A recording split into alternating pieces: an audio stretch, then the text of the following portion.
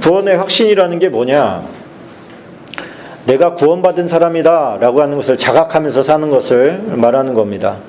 우리가 이런 질문을 하죠. 오늘 죽으면 천국 갈 수 있습니까? 이렇게 물었을 때 여러분 한번 생각을 해보세요.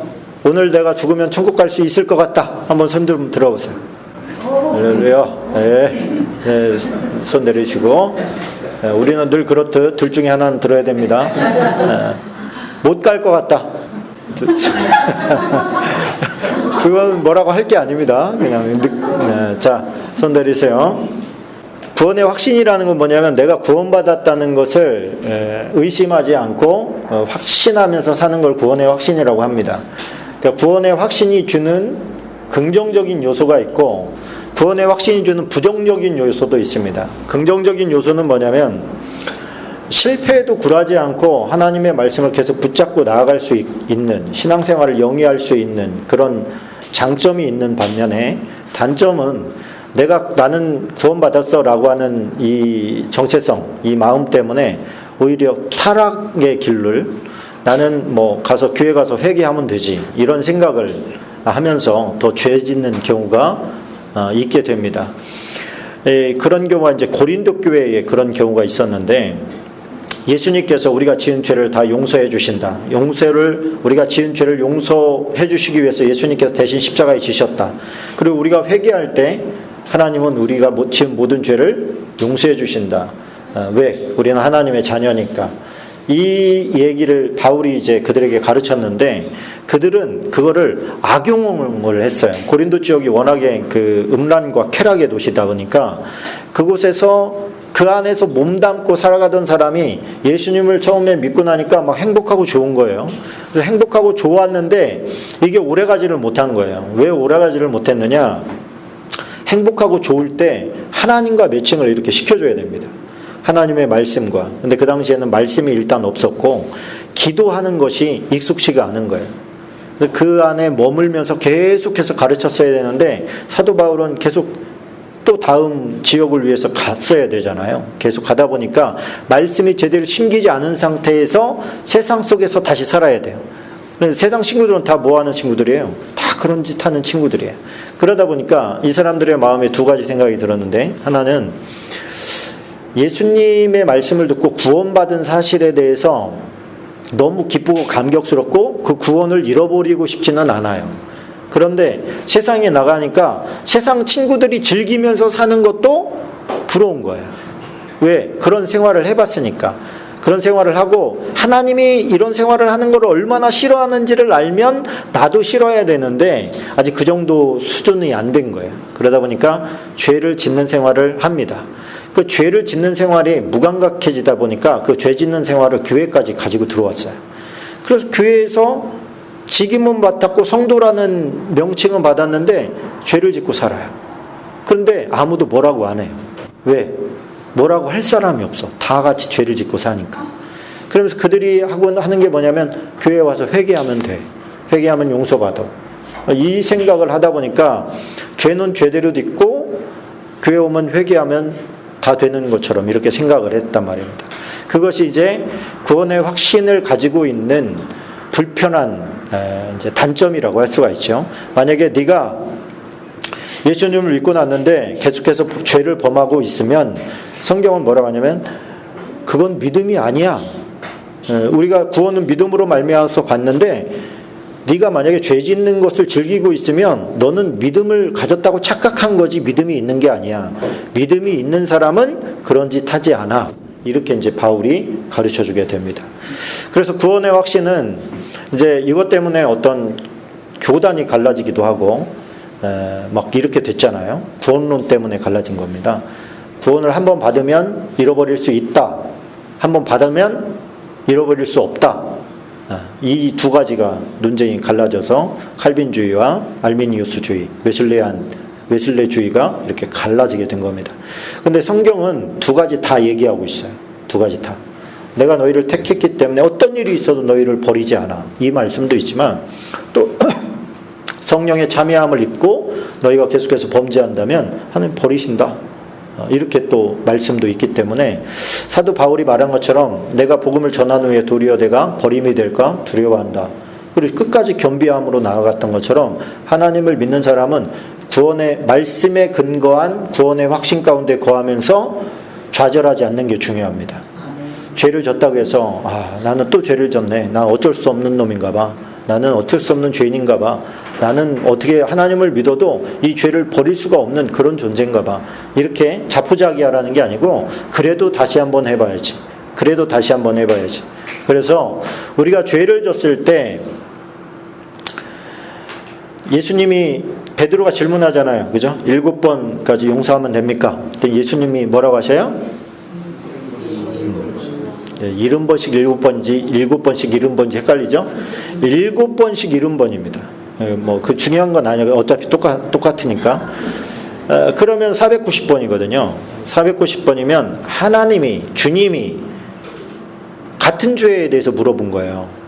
이 사람이 같은 죄 짓고 와서 잘못했다고 그러면 용서해줘요? 용서해줘야지.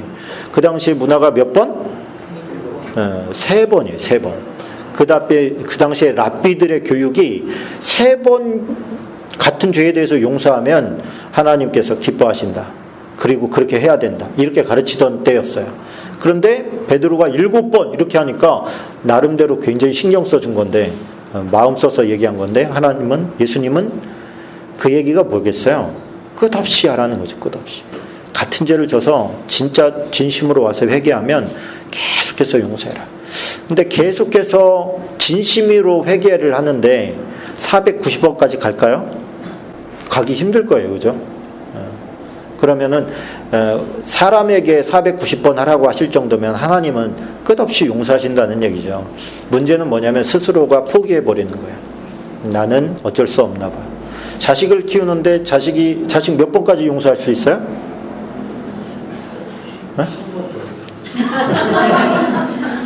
뭐 셀 수 있나요? 이미 이제까지 저질러 놓은 잘못들도 끝없이 많은데 이게 뭐예요?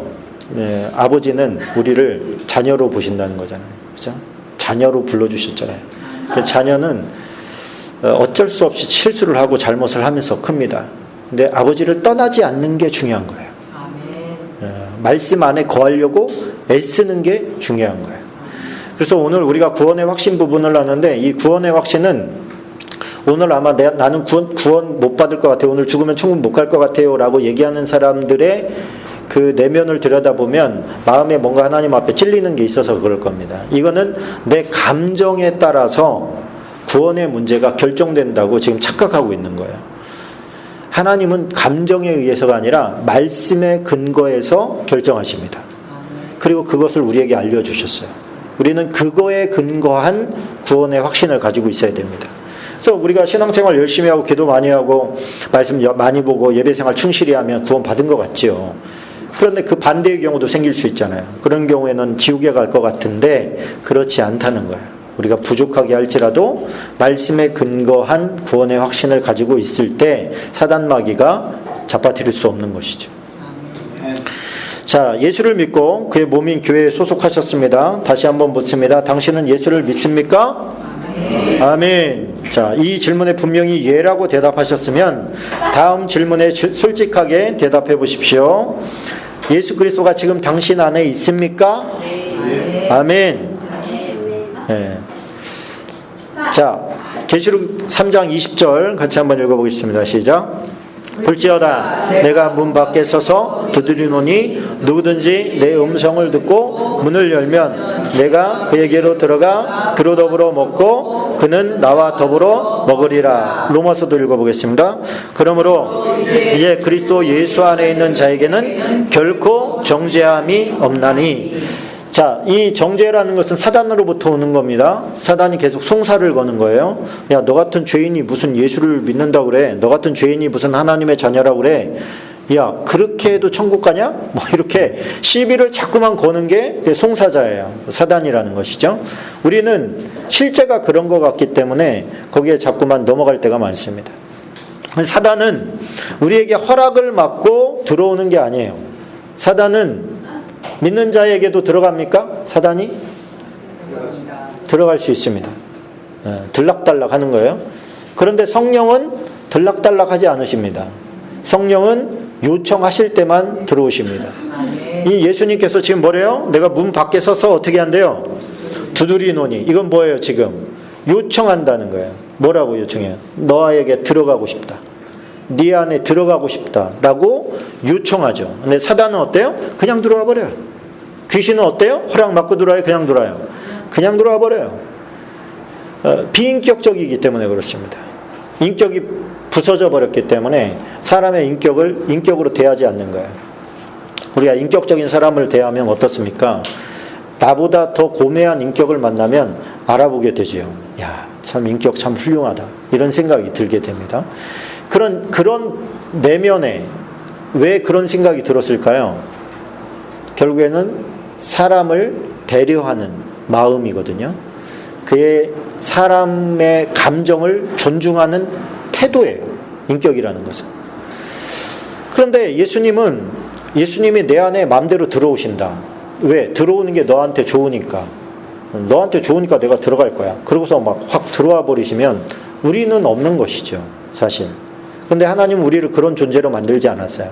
우리를 인격적인 존재로 만드셨어요. 교제하고 싶은 사람으로 만드는 거예요. 그래서 할아버지들 보면 어린 아이에게도 좋은 할아버지들은 막 존대어를 쓰잖아요. 그러면 안 돼요 이렇게 하고, 이게 뭐예요? 아이를 인격적으로 대해주는 거거든요. 그 아이들한테도 함부로 하지 않는 거, 그게 이제 고매한 인격이죠. 근데 하나님은 그거에 비할 바 없이 너무나 큰 차이를 벌이는 인격인데도 함부로 들어오는 게 아니라 문을 두드려요. 뭐라고 두드려요? 내가 네 안으로 들어가고 싶다. 그 들어가고 싶다라고 하는 요청에 내가 문을 열면, 이게 뭐예요? 받아들이면 내가 너에게로 들어가. 그렇죠? 네가 받아들이지 않으면 어떻게 해요? 계속 문 두드리면서 기다리시는 거예요. 도적이 오는 것은 문 열고 들어옵니까? 담으로 들어와요. 정상적인 루트로 들어오지 않는다는 뜻이에요. 그런데 예수님은 정상적인 루트로만 들어오십니다. 문으로만 들어오시는 거예요. 마음문을 열 때 요청하셔요. 내가 네 안으로 들어가고 싶다. 허락해 주겠니?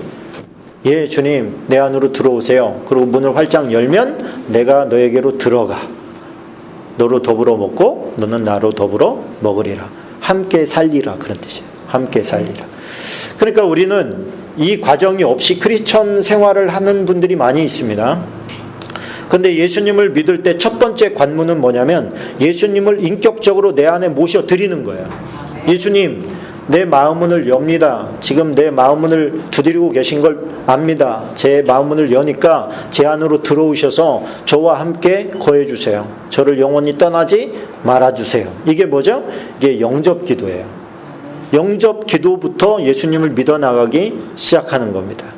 근데 우리가 이런 과정이 없다고 하더라도 예수님은 우리의 중심을 아시잖아요. 그래서 우리 마음 중심이 예수님을 마음에 모시고 살기를 진심으로 원하는지 안 원하는지 예수님이 아니까, 우리가 이런 순서를 갖지 않았다고 하더라도 예수님이 우리가 진심으로 원할 때 그분은 오십니다.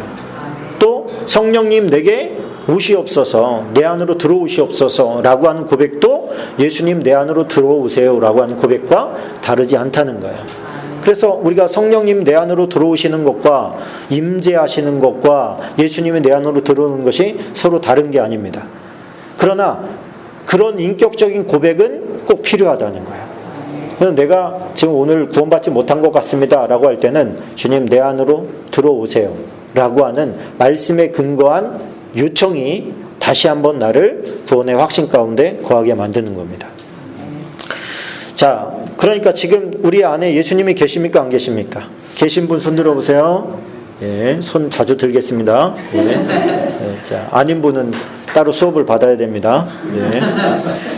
자, 당신은 죄 용서함을 받았다고 확신하십니까? 자, 한번 골로새서 읽어보겠습니다.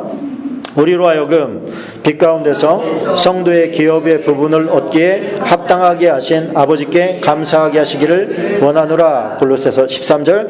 그가 우리를 흑암의 권세에서 건져내사 그의 사랑의 아들의 나라로 옮기셨으니 그 아들 안에서 우리가 속량 곧 죄사함을 얻었도다. 아멘. 예수 그리스도를 우리의 마음에 영접할 때 일어나는 변화가 있는데 그건 뭐냐면 우리의 신분이 바뀌었다는 거예요. 천상에서의 신분. 우리가 교회 처음에 나왔을 때 생명록에 기록될까요? 언제 기록되는 걸까요? 생명록에는 성령이 임하실 때 기록되는 걸까요? 예수님을 영접했을 때, 예수님을 영접했을 때 기록되는 겁니다. 우리는 마치 고아와 같아서 고아원에서 우리가 바글바글 살다가 어느 부잣집 사장님이 온 거예요. 우리 집에 좀 내 아들로 삼아서 내 유산도 좀 물려주고 잘 키워봐야 되겠다. 그래서 고아원에 와서 아이들을 놓고 얘기를 하는 거죠. 근데 인격적인 분이라면 직접 원장님하고만 얘기할 게 아니라 애하고도 얘기를 해볼 거예요. 그렇죠? 그래서 원장님이 이렇게 얘기할 때 이 아이들이 이제 입양을 기다리는 아이들입니다. 그렇게 할 때 그 아이에게 가서 야, 내가 너를 우리 집에 데리고 가고 싶은데 우리 집에 같이 갈래? 이렇게 물어볼 거예요. 가면 뭐가 좋은데요? 내가 가면은 너를 교육시키고 먹고 입고 자고 하는 것을 다 책임질 거고 또 내가 가지고 있는 재산도 너에게 물려줄 거야. 유업으로 줄 거야 너에게. 그런데 대신에 너는 내 말을 잘 따라줘야 돼. 네 맘대로 네 멋대로 살겠다고 그러면은 안 돼. 그러면 나는 너에게 복을 줄 수가 없어. 또 내 말 잘 따라갈래? 나랑 같이 우리 집에 갈래? 자, 하나님께서 신의 산에서 말씀하신 게 바로 그거예요. 하나님께서는 좋은 것만 말씀하지 않으셨어요. 니네가 내 명령에 따라 살면 내가 이러한 축복을 너에게 줄 거야. 그러나 내 명령에 따라 살지 않으면 저주가 너에게 임해. 너희가 그래도 너희가 나를 너희 하나님으로 삼을래? 라고 요청하시잖아요. 그때 백성들이 그렇게 하겠습니다. 다 그렇게 한다고요. 그렇게 얘기를 해놓고도 하나님을 배반한 거죠. 배신한 거죠. 그때 이 사람은 결정을 해야 되잖아요. 갈게요. 그러면 어때요? 집으로 데려와서 호적에 이름을 올리는 거예요. 우리가 그 안에 들어갔을 때, 그의 집에 들어갔을 때, 내가 예스 했을 때, 내가 당신의 자식이 되겠습니다라고 했을 때, 그때 호적에 기록이 되는 거예요. 생명록에 기록이 되는 거예요. 딱. 자, 요한복음 1장 12절 4번에 대한 말씀인데, 이제 하나님의 자녀가 되었습니까?에 대해서 요한복음 1장 12절 같이 읽어보겠습니다. 시작. 영접하는 자, 곧 그 이름을 묻는 자들에게는 하나님의 아까 영접에 대해서 말씀드렸습니다. 영접이 뭐냐라고 했을 때 마음에 모셔드리는 것이다. 우리가 성찬을 하는 것도 마찬가지입니다. 예수님의 생명이 내 안으로 들어오는 거예요. 예수님의 생명이 내 안으로 들어와서 예수님이 가진 생명을 우리에게 주시는 겁니다. 그게 성찬이에요. 영접과 다르지 않습니다. 이 영접도 예수님이 내 심령 가운데 들어오시는 것이죠. 자, 요한 1서 5장 11절 같이 한번 읽어보겠습니다. 13절까지 13절까지 읽어보겠습니다. 시작. 또 증거는 이것이니 하나님이 우리에게 용생을 주신 것과 이 생명이 그의 아들 안에 있는 그것이니라. 아들이 있는 자에게는 생명이 있고 하나님의 아들이 없는 자에게는 생명이 없느니라. 내가 하나님의 아들의 이름을 믿는 너희에게 이것을 쓰는 것은 너희로 하여금 너희에게 용생이 있음을 알게 하려 함이라. 내가 진실로 너희에게 이르노니 내 말을 듣고 또 나 보내신 이를 믿는 자는 용생을 얻었고 심판에 이르지 아니하나니 사망에서 생명으로 옮겼느니라. 아멘. 아멘. 여러분 다시 한번 물을게요. 여러분 영생을 얻으셨습니까? 네. 영생이라고 하는 것은 예수 그리스도로 말미암는 거예요. 아멘. 그 중간에 누구도 낄 수가 없어요. 아멘. 그리고 그 중간에 끼는 사람은 영생을 줄 수가 없는 거예요. 아멘. 아멘. 목사님이 영생을 줍니까? 교회가 줍니까? 아니에요. 그 어떤 것도 영생을 줄 수가 없어요. 그 유일하신 분이에요. 예수님 한 분이 우리에게 영생을 주시는 겁니다. 자, 당신은 구원 받았습니까? 6번 사도행전 16장 31절 같이 한번 해보겠습니다. 시작. 이르되 주 예수를 믿으라. 그리하면 너와 내 집이 구원을 받으리라 하고. 자, 여기서 주 예수를 믿으라. 그러면 너와 내 집이 구원을 받는다 그랬는데, 믿으라의 정의가 뭐예요? 믿으라. 믿음의 정의가 뭐예요? 믿음의 정의. 구원에 대한 믿음은 예수님을 영접하는 것이 행위입니다. 말이 어렵나요? 믿음의 종류가 많잖아요. 믿음의 종류가 많아요. 구원에 관한 믿음도 있고, 사람과 사람 신뢰에 관한 믿음도 있고, 어떤 일이 되냐 안 되냐의 믿음도 있고 많잖아요. 근데 구원에 관한 믿음의 행위는 뭐냐면 예수님을 영접하는 거라는 거예요. 예수님이 나 때문에 돌아가셨고 그분이 당하신 십자가가 나를 위해서 죽었다고 하는 것을 내가 믿는 거. 신뢰하는 거예요. 그것을 나 때문이라고 믿는 거예요. 이 믿음은 하나님께서 보시는 영역이에요. 영적인 존재만이 알 수 있는 분야입니다. 그래서 내가 믿음이 있는지 없는지는 하나님도 아시지만 사단도 알 수 있어요. 그래서 진짜 믿는 건지 믿는 척 하는 건지 영적인 존재는 알아요. 예수님께서 십자가를 말씀하실 때 굉장히 중요한 그 원리를 하나 알려주셨는데, 그 원리를 어디서 찾아요? 모세가 만든 놋뱀에서 찾아요. 모세가 장대에 매달린 그 놋뱀 있죠? 놋뱀을 장대에 매달린 거. 그것이 뭐예요? 십자가라는 거예요. 십자가. 놋뱀에 불뱀에 물렸는데 하나님께서 뭐라고 그랬어요? 놋으로 뱀을 만들어서 장대에 매달아라. 그것을 보는 자는 어떻게 된다? 산다. 그랬어요. 그러면 여러분 같으면 200만 명이 운집한 가운데서 지금 온몸에서 막 열이 나서 뜨끈뜨끈한데 그 놋뱀을 장대에 매달린 걸 보면 산대요. 이 얘기를 들었다고 하십시다. 그러면 여러분들 그 불편한 몸을 이끌고서 거기까지 가겠어요? 이만큼만 움직여도 막 너무 아프고 힘든데 그걸 보러 저 같으면 갈 것 같아요.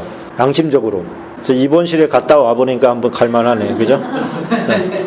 보통은 그게 가기가 쉽지가 않습니다. 거기 가면 약을 준대. 그러면 아마 갈 거예요. 뭐 레이저 광선이 나와서 치료한다더라. 그러면 갈 거예요. 근데 그냥 보고 오는 거야? 그냥 보고 이렇게 오면은 낫는다는 거야? 그러면 거기서 사람들이 이성적인 사람도 있고 그냥 보고 오면 낫는다. 이것이 여러분 지금은 검증이 됐기 때문에 우리는 그 말씀에 근거해서 조금 더 용기 있게 그것을 해볼 수 있을 거예요. 그런데 막상 지금 병원이 아니고 그냥 침대에 그냥 누워서 끙끙끙끙 앓고 있는 사람에게, 아버지, 그 모세가 하나님께 이런 말씀을 들었는데 장대에 매달린 거 그거 보면 낫는데요. 보면 이렇게 얘기했을 때 사람들은 그 얘기를 듣고 결단을 해야 돼요. 가다가 죽을 수도 있거든요. 왜 그러냐면 너무 아프기 때문에 그 불뱀에 물려서 죽는 사람들이 계속 늘어나고 있으니까. 그런데 만약에 그걸 가서 봤어요. 가자. 죽더라도 내가 그걸 보고 죽어야 되겠다. 그래서 갔어요. 가서 보자마자 나았을까요? 아니면 별 차이 없었을까요? 별 차이 없었을 겁니다. 근데 성경을 보면 뭐라고 했냐면 본 자들은 다 살았대. 그러니까 만약에 가서 보고 걸어왔으면 다 갔을 거야. 그렇죠? 그런데 가서 보고 오나 그냥 있으나 별로 차이가 없었던 거예요. 시간이 가면서 어떻게 달라졌던 거예요. 시간이 가면서 점점 나음을 입고 점점 죽어갔던 것이죠. 예수님을 믿는다는 것이 이와 같다. 예수님께서 직접 그렇게 말씀을 해주셔요. 십자가가 나를 대신해서 죽은 거라고 하는 것을 네가 믿으면 구원을 받는다. 그럼 믿음은 뭐예요? 움직임이 동반돼야 되는 거예요. 그걸 보면 산대, 나 믿는다. 그러고 가만히 있으면 이건 믿는 거예요? 아니에요? 이건 아니에요. 입술로는 믿는 건데 행함으로는 믿는 게 아닌 거죠. 그래서 믿는다라고 하는 행함이 나올 때는 어떻게 나와야 돼요? 내가 믿음이 있으면 하는 행동들을 하는 사람이 되어야 되는 거죠. 그게 뭐예요? 그게 예수 그리스도를 따름으로 말미암아 뒤따라오는 예배 생활이라든지 기도 생활이라든지 말씀 생활이라든지 전도 생활이라든지 이런 것들을 동반하는 것이죠. 또 우리가 신앙생활을 나는 이제 요즘에 그 가나안 신자들 있잖아요. 교회 안 나가 신자들. 그런데 자기는 어떻게 믿음이 있다고 생각해요. 믿음이 있다. 근데 믿음이 있는지 없는지 우리가 섣부르게 판단은 못하지만 믿음이 있을 때 당연히 따라오는 모이기를 힘쓰고 기도 생활을 열심히 하고 예배 생활에 집중하고 하나님 중심으로 살려고 애쓰는 행위가 뒤따라와야 된다는 거예요. 그렇지 않으면 뭐예요? 이거는 가짜라는 거예요. 고린도 신자들처럼. 나 하나님을 믿어요. 근데 죄를 져도 회개하면 되잖아요. 이런 마음을 갖고 있는 것은 믿음이 없었던 거다. 있었다고 착각했던 거다. 자, 오늘 밤에 당신이 죽게 된다면 천국에 가리라는 확신이 있습니까? 아까 처음에 질문했던 것이죠. 자, 누가복음 23장 42절 43절 읽어보겠습니다. 이르되 예수여 당신의 나라에 임하실 때 나를 기억하소서 하니 예수께서 이르실 때 내가 진실로 내게 이르노니 오늘 내가 나와 함께 낙원에 있으리라 하시니라. 아멘. 여러분, 구원의 커트라인이 뭐예요? 구원의 커트라인. 누가 구원받고 누가 지옥에 갑니까? 그 커트라인이 뭐예요? 그 커트라인이 오늘 지금 우리가 읽은 말씀이에요. 천국은 어떻게 가요? 누가 천국에 가고 누가 지옥에 가나요? 라고 얘기했을 때 그 커트라인이 되는 말씀이 오늘 우리가 읽은 말씀이에요. 주 예수여 당신의 나라에 갈 때 나를 기억하소서. 그랬을 때 예수님께서 오늘 네가 나와 함께 어디에 있으리라? 낙원에 있으리라. 그렇게 말씀을 하셔요. 그런데 천국과 낙원은 분명한 차이가 있습니다. 예수님께서는 주로 천국을 말씀하셨어요. 그런데 오늘 이 강도에게는 낙원이라고 말씀을 하셔요. 그러니까 낙원에 갈 사람들이 있고 천국에 갈 사람들이 있는 거죠. 누가 낙원에 가느냐? 이 말씀의 유추에서 볼 때 예수님을 영접했지만 아무것도 하지 않은 사람들, 하늘 상급이 아무것도 없는 사람들, 그런 사람들이 가는 곳이 낙원이구나, 이렇게 우리는 생각해 볼 수가 있습니다. 이 커트라인이 뭐예요? 지금 이 사람의 요 앞구절을 보면 뭐냐면 그 왼편에 있는 강도한테 그러잖아요. 왼편에 있는 강도가 막 예수님 보고 뭐라고 하잖아요. 당신 메시아면 우리 좀 내려달라 막 그랬더니 오른편에 있던 강도가 야, 너와 나는 여기에 달릴 만한 짓을 했잖아. 이게 뭐예요? 자기의 죄를 고백한 거예요. 지금 예수님 들으시라고. 그런데 이분은 아무 죄가 없으셔. 그렇게 얘기하면서 당신의 나라에 들어갈 때 그게 뭐예요? 주님이 말씀하신 그 하나님의 나라를 말하는 거죠. 나를 기억해 주십시오. 이 고백이 만약에 그 강도에게 한 명에게만 이렇게 너만 내가 데리고 갈게, 만약에 그런 경우라면 성경에 있을 필요가 없죠. 그렇죠? 이 모든 성경은 다 나를 위해서 기록된 말씀이잖아요. 그래서 우리가 예수님을 믿음으로 고백할 때에 예수님, 나는 죄를 졌습니다. 난 죄인이 맞습니다. 그런데 주님이 나를 좀 기억해 주셔서 주님 나라에 들어갈 수 있도록 나를 좀 인도해 주세요. 라고 하는 그 말 한마디도 하나님의 도우심이 없으면 할 수가 없다는 거예요. 그리고 그 고백 자체가 구원의 커트라인이 된다는 거예요. 누가 구원받고 누가 구원을 못 받느냐에 대한 그 한계선이 딱 지어지는 거예요. 그래서 뭐를 해야 된다, 저거 해야 된다, 뭐 행위에서 구원이 나오는 게 아니라고 얘기를 했어요. 뭐를 더 해야 구원을 받는다는 것은 그것이 무엇이 됐든 누가 얘기했든 다 틀린 말입니다. 구원이라고 하는 것은 고백에서 나오는 거예요. 내 믿음의 고백을 통해서 예수님께서 구원을 시키는 거예요. 그리고 우리가 행하는 행함들은 뭐냐? 우리의 성숙과 하늘 상급에 대한 문제예요. 그것이 낙원이냐 천국이냐 이런 것들을 나누는 어떤 개념이 되는 것이죠. 자, 당신은 성령을 받았습니까? 고린도전서 12장 3절 같이 읽어보겠습니다. 그러므로 내가 너에게 알리노니 하나님의 영으로 또 성령으로 아니하고는 누구든지 예수를 주시라 수 없느니라. 요한복음 3장 3절도 읽어봅니다. 요거 주시라 할 수 없는 이라까지만 보겠습니다. 조금 아까 말씀드렸듯이 예수님을 나의 주님입니다 라고 얘기하는 것은 이 시대를 말하는 것은 아닙니다. 이 시대, 지금 우리가 살아가고 있는 이 시대, 지금은 예수님은 나의 주님이십니다 라고 얘기를 한다고 해도 핍박이 가해지거나 생명에 위협이 있거나 그런 시대가 아니에요.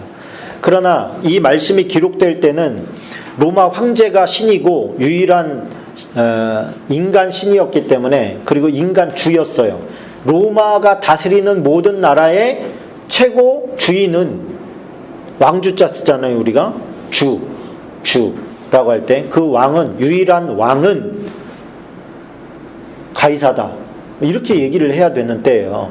그런데 지금 이 사람들은 뭐라고 했다는 거예요? 예수님이 나의 유일한 주입니다 이렇게 얘기했다는 거예요. 근데 그 얘기를 하면 어떻게 죽어요? 그 얘기를 하면 너는 로마 제국을 반하는 자구나, 그리고 죽여버려요. 근데 그런 얘기를 내가 했다는 것은 뭐예요? 그런 거는 그냥 의지로 할 수 없다는 얘기예요. 하나님께서 도와주셔야만 할 수 있고, 그런 정도의 생명을 걸고 하는 고백을 할 정도라면 당신은 구원받은 존재다 이렇게 얘기를 해주는 거예요. 성령이 아니고는, 성령 받은 사람 아니고는 그런 고백을 할 수가 없다 그렇게 얘기를 해주는 겁니다. 이것은 이제 요즘으로 치자면 그런 거예요. 내가 굉장히 예수님을 믿는 걸로 인해서 피해를 당해야 되는 상황이다, 손해를 받아야 되는 상황이다. 그럼에도 불구하고 나는 예수님을 믿는다고 고백하고 나의 구세주가 예수님이다 라고 하는 것을 고백하는 사람이라면 그 마음에 성령이 계시다고 우리가 이해할 수 있겠죠. 근데 지금 이렇게 뭐 교회에 와서 다 주여 주여 뭐 이렇게 할 때는 그거는 알 수가 없어요. 그건 진짜가 아닐 수도 있습니다. 진짜는 언제 결정되는 거냐? 고난할 때 결정되는 거예요. 그래서 고난의 때를 우리가 어떻게 지나는가를 보면 내 신앙이 진짜인지 가짜인지를 자기가 확인할 수가 있어요. 그래서 늘 평탄하고 순탄한 것만 있는 게 좋은 거는 아닌 것 같아요.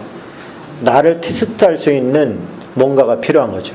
그래서 다윗은 나를 시험하사, 어떻게 이런 표현을 하죠? 나를 시험하사, 내가 어떤 존재인지를 알게 해달래. 그거는 어떤 사람만 할 수 있냐면 구원으로부터 절대로 떨어지기 싫은 사람만 할 수 있는 고백이에요. 왜? 자기 자신을 테스트해 보는 거거든요. 시험이라는 것이. 그러니까 시험 당하고 싶은 사람 있습니까? 예수님께서도 시험에 들게 하지 마옵시고 그랬는데 시험 당하고 싶은 사람이 누가 있어요? 그러나 구원에 관한 문제가 걸려 있다면 우리는 그 안으로 들어가야 되는 거예요. 시험 안으로 들어가야, 테스트 안으로 들어가야 되는 거예요. 그래서 내게 진짜인지 가짜인지를 확인해 봐야 돼요. 평화의 때는 알 수가 없어요. 이게 진짜인지 가짜인지를. 다 있다고 착각하는 거예요. 어떻게 보면. 고난의 때에 예수님을 떠난다고 누가 생각을 했어요? 예수님 제자들 보니까. 다 주와 함께 죽으리라 그렇게 얘기했대요. 베드로가 맨 처음 얘기했지만 그 뒤에 보니까 다른 제자들도 우리도 다 주와 함께 죽을 겁니다 이렇게 얘기했다는 거예요. 근데 다 막상 일이 벌어지니까 다 도망쳤어요.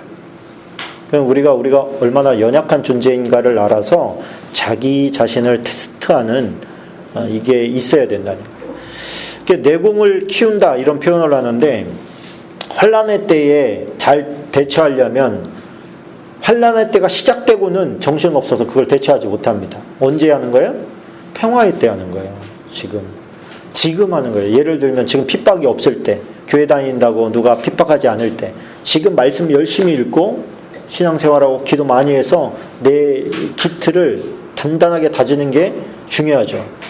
이래 놔야 환난이 왔을 때 안 흔들릴 수 있어요. 그래서 군대에 가면 그런 말 있잖아요.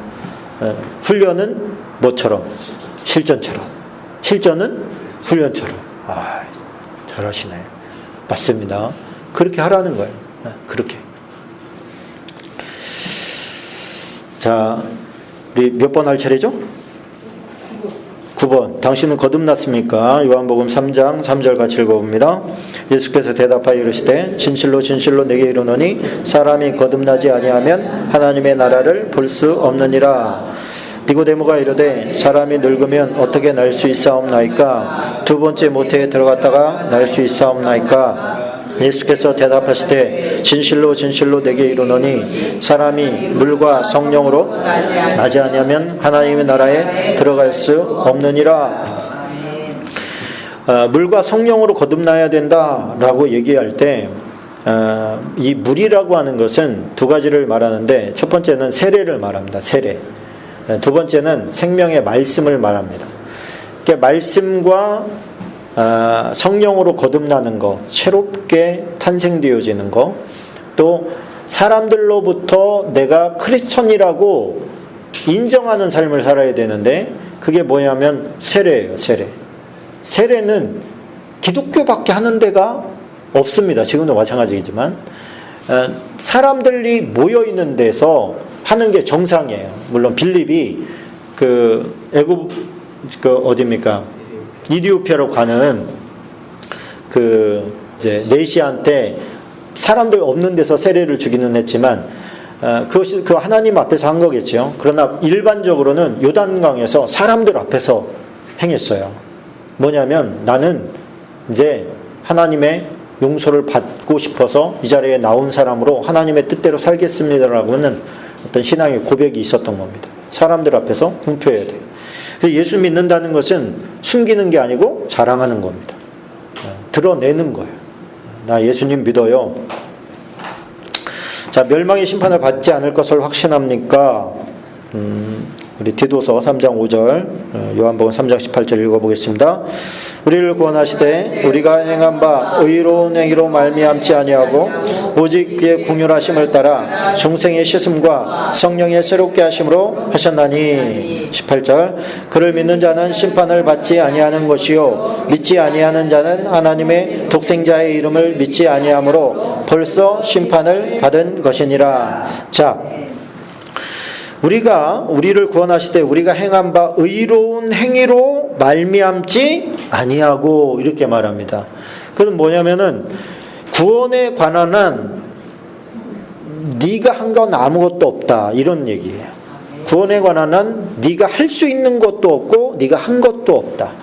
우리가 예수님이 나 때문에 죽었다는 것을 믿습니다 라고는 고백이 뭔가를 한 건가요? 뭔가를 한 거는 아니죠. 그죠? 그냥 시인한 거예요. 시인. 입으로 시인한 거야. 시인한 게 뭔가를 이룬 것은 아닙니다. 다 이루는 것은 예수님이 다 하셨고 우리는 그냥 주시는 거 받은 거예요. 그래서 이것을 선물이라고 합니다. 선물. 하나님의 선물인 거죠. 그래서 의로운 행위로 말미암지 않은 거예요. 우리가 예수님을 믿은 다음에는 구약 시대에는 율법을 따라서 행했습니다. 그게 의로운 삶이라고 생각을 한 거예요. 하나님을 믿는 사람은 따라서 제가 한번 질문을 해볼까요? 하나님을 믿으면 율법을 지켜야 된다. 손 들어보세요. 하나님을 믿으면 율법 지켜야 된다. 자, 손 내리세요. 안 지켜도 된다. 손 들어보세요. 아무도 없으시네? 예, 안 들으신 몇 분은 잘 모르겠다는 거죠? 예, 우리는 두 가지밖에 없는데. 왜 그러냐면 뭔가 하나를 택해야 내가 분명하게 알 수가 있는 거예요. 자, 성경을 토대로 볼 때 우리는 유대인이에요? 이방인이에요? 이방인이에요. 율법은 누구에게 주신 거예요? 이스라엘 사람들에게 주신 거예요. 자, 그러면 초대교회 지금 고린도 교회랑 지금 흡사한 상황이 이제 벌어지게 되는 거죠. 고린도는 이스라엘 사람들이에요? 이방인들이에요? 이방인들이에요.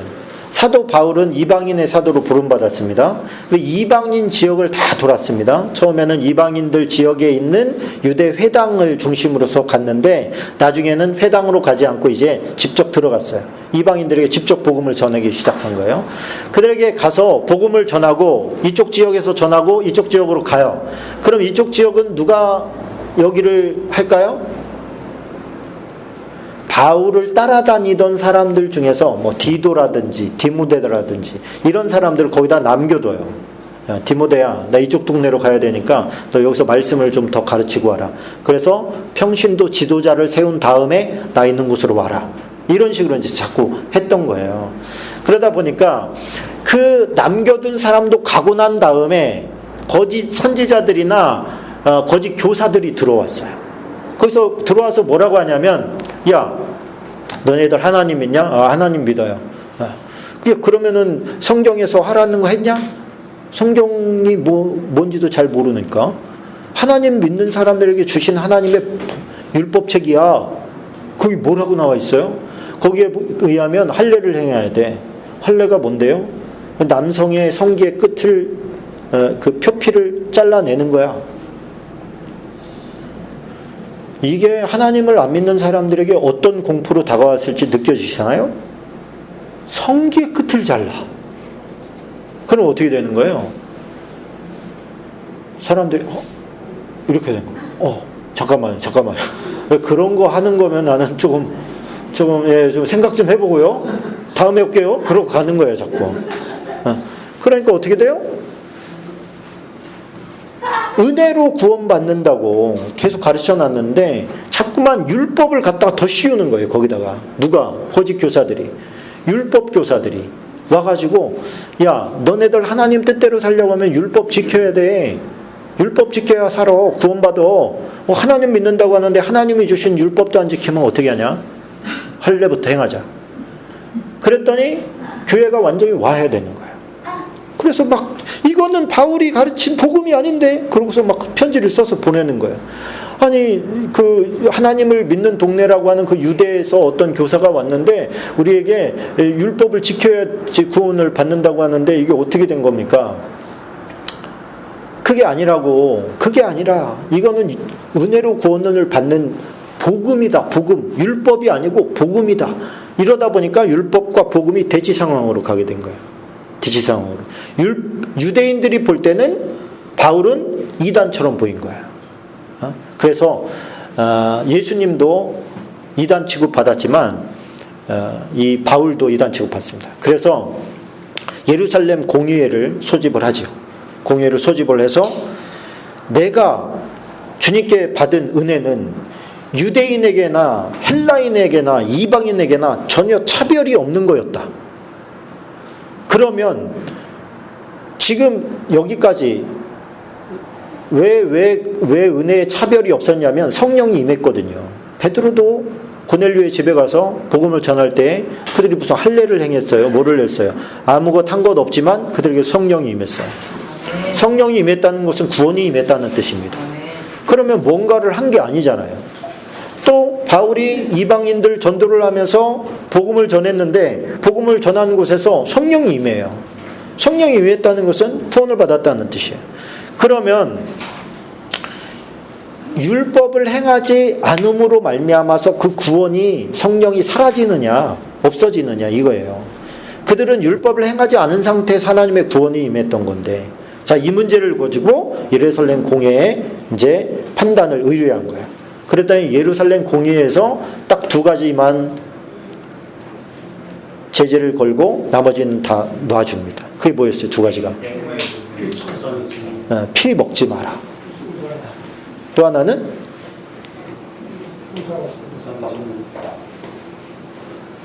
목매어 잡은 짐승 먹지 마라. 나무에 달린 거, 저주받은 거 먹지 마라. 그러면은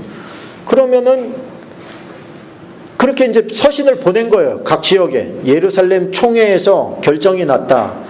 예수님이 베드로가 주는 그리스도시요 살아계신 하나님의 아들입니다라고 했을 때 베드로에게 뭐를 맡겼어요? 천국 열쇠를 맡겼어요. 그 천국 열쇠가 뭐라 그랬어요? 천국 열쇠가 천국 열쇠가 뭐죠? 열면 매이고 풀고 매이고. 제가 위로가 됩니다. 저만 기억력이 안 좋은 게 아니었어요. 자, 천국 열쇠는 교회라고 그랬어요. 교회. 교회를 통해서 천국에 들어갈 수 있는 문이 되는 교회가 그런 역할을 해야 되는 것이고, 그 천국 열쇠를 맡기면서 뭐라고 그래요? 네가 이 땅에서 풀면 하늘에서도 풀리고, 네가 이 땅에서 묶으면 하늘에서도 묶인다. 그거를 위임하고 예수님 승천하신 거잖아요. 그 교회의 교회의 틀을 이제는 만들어 가야 되는 거예요. 율법에 근거한 게 아니라 예수 그리스도가 주신 새로운 사랑의 법, 그죠? 내가 너에게 새 계명을 주노니, 율법에 플러스 알파로 주노니가 아니고 새 계명을 준다. 그리고서 한 가지 똥 내려줬어요. 뭐예요? 서로 사랑하라. 그리고 그 사랑의 법에 근거한 모든 것들을 이제는 풀어가야 돼요. 그 풀어가고 묶고 풀고 해야 될 책임이 누구에게 있어요? 이제는 교회에 있는 거예요. 베드로에게 그걸 위임한 겁니다. 그래서 어떻게 돼요? 교회 법들을 정해 나가는 거예요. 이제 그때부터 교회 예루살렘 공의에서부터 시작해서 그 법을 규정해 나가는데, 어떤 걸 묻고 어떤 걸 풀 거냐를 결정을 하는 건데, 모든 율법은 유대인들도 지고 가기 어려웠던 거다. 이방인들, 이제까지 한 번도 그렇게 살아본 적이 없는 사람들한테 그렇게 살려고 하는 것은, 그것은 합당치 않다. 그리고 그런 것이 없었어도 하나님의 은혜가 충분히 부어졌다는 걸 내 눈으로 목도했다. 그래서 하나님께서 피는 먹지 말라고 했으니까 피 먹지 못하게 하고, 나무에 달린 거 먹지 말고, 그렇게 해서 나머지는 다 풀어주자. 그렇게 된 거예요. 할렐루야. 그래서 우리가 이렇게 지금 편안하게 생활을 하는 거예요. 아니면 다 율법에서 시키는 대로 막 순종하며 살아야 되는데, 여러분들 턱도 없습니다. 막 그릇도 다 다르게 써야 되고, 유대인들 유튜브 보면 유대인들이 살아가는 방식에 대해서 이렇게 해놓은 게 있어요. 그릇, 칼, 포크 이런 것들 섞일까봐 말이죠. 다 써야 돼요. 얼마나 그게 조이는 게 많은지 숨통이 턱턱 막혀요. 우리는 그렇게 못 삽니다. 그런데 그렇게 살아야 되면 얼마나 힘들겠어요. 근데 우리에게 주신 건 뭐예요? 은혜의 법이에요. 은혜의 법. 은혜의 법. 구약의 율법을 다 지키면 하나님의 나라에 갈지도 몰라, 이런 개념에서 이제는 하나님이 이미 구원을 시켜놓고 너희가 이 땅에 사랑하면서 살아라, 이 법을 하나를 내려주신 거예요.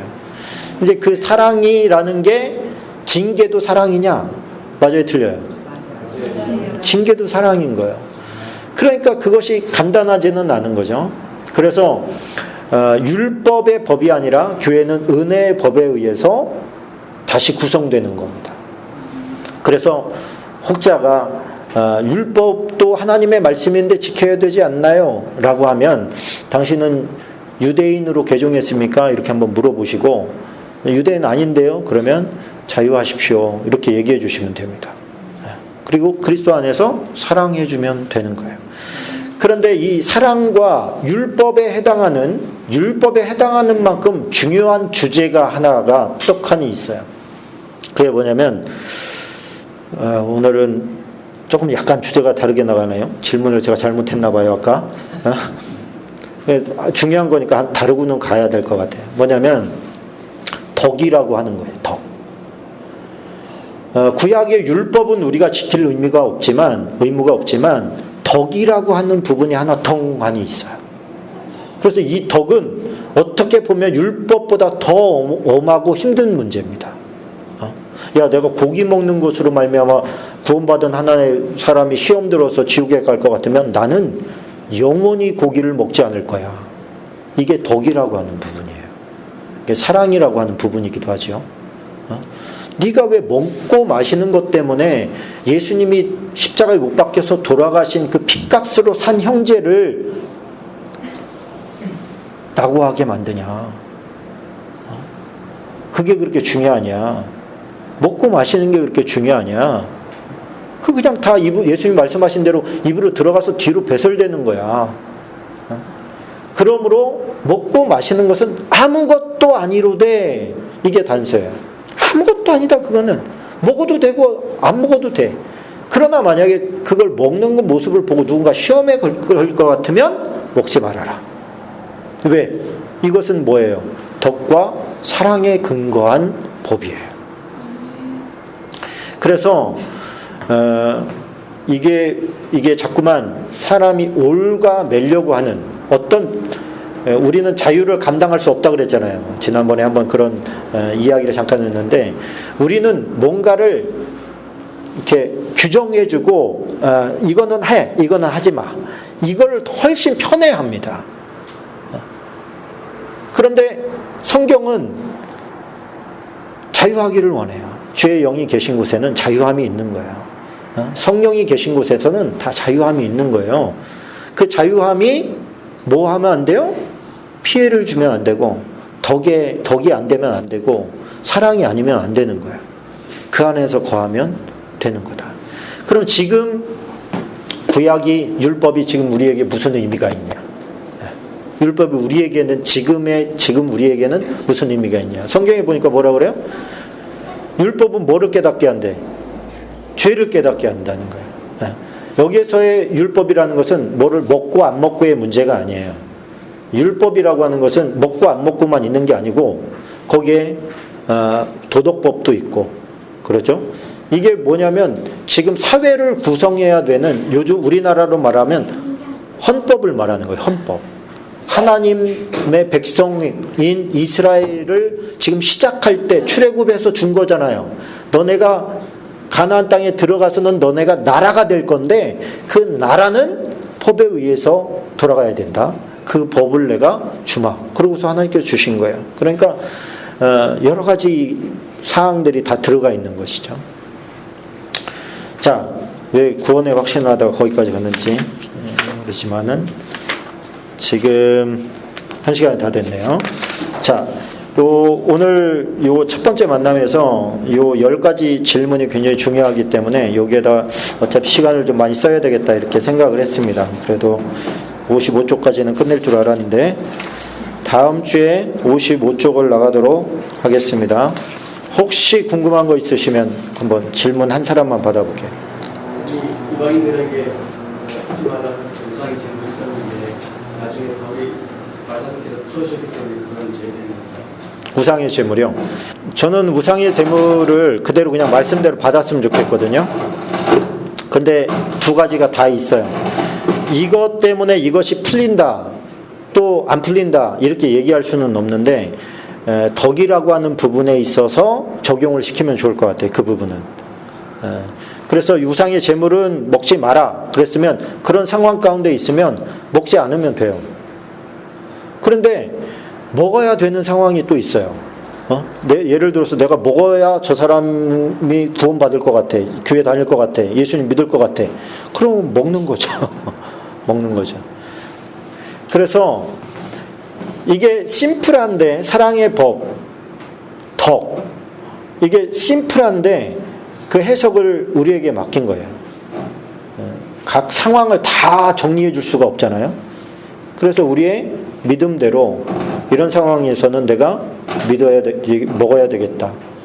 하나님께서도 먹을 걸 원하실 것 같다.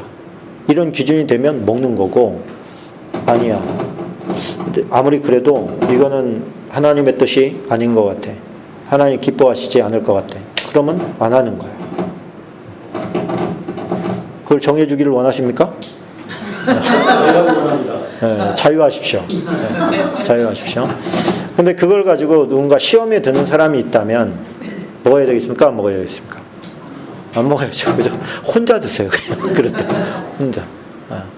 그것이 저도 하나님 앞에서 그런 것이 걸림이 되지는 않는다고 생각합니다. 그러나 관계잖아요. 그죠? 우리가 신앙생활을 하는 것도 혼자 하는 게 아니라 교회 구성을 만들어 주셨어요. 하나님께서 왜 교회 구성을 만들어 줬냐면 서로가 관리라고 다듬어지라고.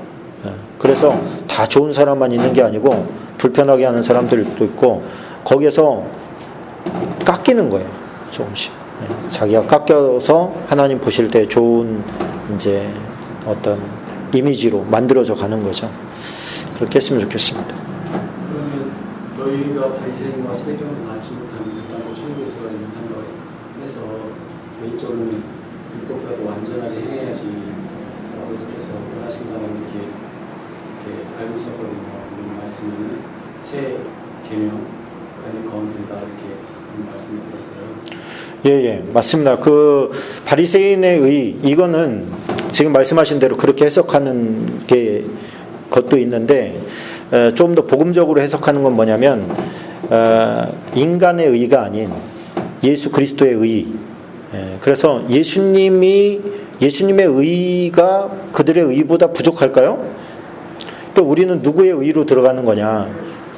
예수 그리스도의 의로 들어가는 거잖아요. 그러니까 저들의 의보다 낫지 않으면 천국에 못 들어간다고 할 때 내가 그들의 수준보다 더 높아야지 들어간다는 의미가 아니라 그들과 비교할 수 없는 의를 가지신 예수 그리스도를 내가 덧입잖아요. 그렇죠? 내 안으로 오시잖아요. 그래서 우리가 천국에 들어가는 거지. 아까 우리가 읽은 대로 행위로 말미암는 저들은 행위거든요. 행위로 말미암는 게 아니다. 그러나 행위에 있어서 저들보다 또 못하지 않다고 생각해요. 우리가 실천하고 또 선을 행하고 사랑하는 저들에게 있어서 빠진 게 뭐냐면 사랑이거든요. 근데 예수님께서 정확하게 지적하신 거죠. 사랑하라. 사랑은 율법의 완성이다. 그래서 우리의 삶은 예수님의 의로 들어가는 것이고 예수님을 본받아서 사랑하는 삶으로 나아가면 되는 겁니다. 기도하고 마치도록 하겠습니다. 참 좋으신 주님 고맙습니다. 오늘 이렇게 우리가 평상시에 알고 있었지만 잘 정립하지 못하던 것들을 이렇게 구체적으로 정립하면서 나아갈 수 있도록 은혜 베풀어 주셔서 감사합니다. 또 이 나라 민족을 우리 주님께서 긍휼히 여겨 주셔서 교회들마다 쇄신의 바람이 일어나게 도와주시고 또 하나님 앞에서 더 아름답고 거룩하게 살아가려고 발버둥 치는 무리들이 생겨나게 인도하여 주옵소서. 우리가 집으로 돌아가고 또 한 주간을 살아갈 때 주님과의 내밀하고 깊은 사랑의 관계가 더 돈독해질 수 있도록 성령님 역사에 주시옵소서. 예수님의 이름으로 기도하옵나이다. 아멘.